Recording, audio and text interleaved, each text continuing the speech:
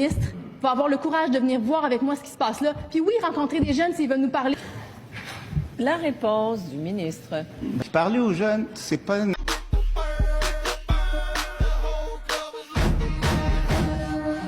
nécessairement quelque chose qu'on doit faire, pas quelque chose que moi-même je désire faire.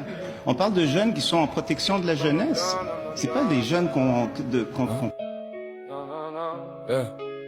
Si t'entends mon couplet, c'est qu'on s'est peut-être croisé dans un corridor beige où les rêves restent barrés. On t'appelle par ton dossier avant de t'appeler par ton nom, puis on finit par croire qu'on vaut juste une décision.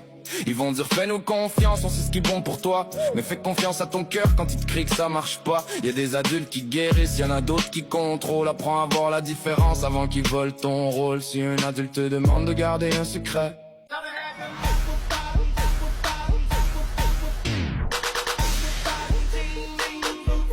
si t'isoles des autres pour te faire sentir que t'as juste lui, si te touche d'une façon qui te met mal à l'aise, même juste un peu, s'il envahit ton espace, s'il insiste malgré ton nom, s'il trouve toujours une excuse pour franchir tes limites, s'il te fait sentir coupable d'avoir peur, s'il te menace, te ridiculise, t'humilie ou te fait croire que personne ne te croira, s'il écrit sur toi sans jamais t'écouter, s'il te regarde comme un objet au lieu d'une personne, les prédateurs comptent sur ton silence, les abuseurs comptent sur ta peur. Toi, trouve une personne en qui tu as confiance.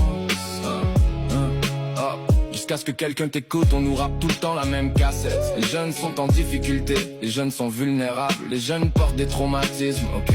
Mais c'est quand la dernière fois qu'un ministre a regardé une caméra pour dire si un adulte en position d'autorité dépasse les limites, abuse de son pouvoir, te manipule, t'intimide, te menace, humilie, t'isole, t'impose un secret, te touche d'une façon qui te met mal à l'aise ou te fait sentir que t'as plus aucune valeur. Dénonce, t'as des droits, ta parole mérite d'être entendue.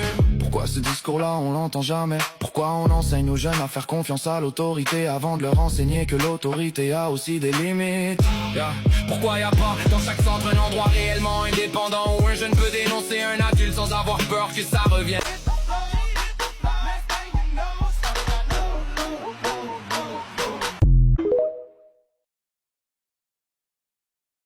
contre lui? Pourquoi c'est si simple de parler des failles des jeunes, mais c'est difficile de parler des failles des adultes qui détiennent le pouvoir? Une société qui protège réellement sa jeunesse ne demande pas seulement aux jeunes d'obéir, elle leur apprend sincèrement, je vais répondre à ça. Je peux pas répondre à ça.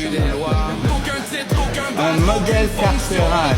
Alors moi, je suis sorti du réseau de la santé pour implanter un modèle carcéral. Voyons donc. Mais voyons donc. C'est épouvantable.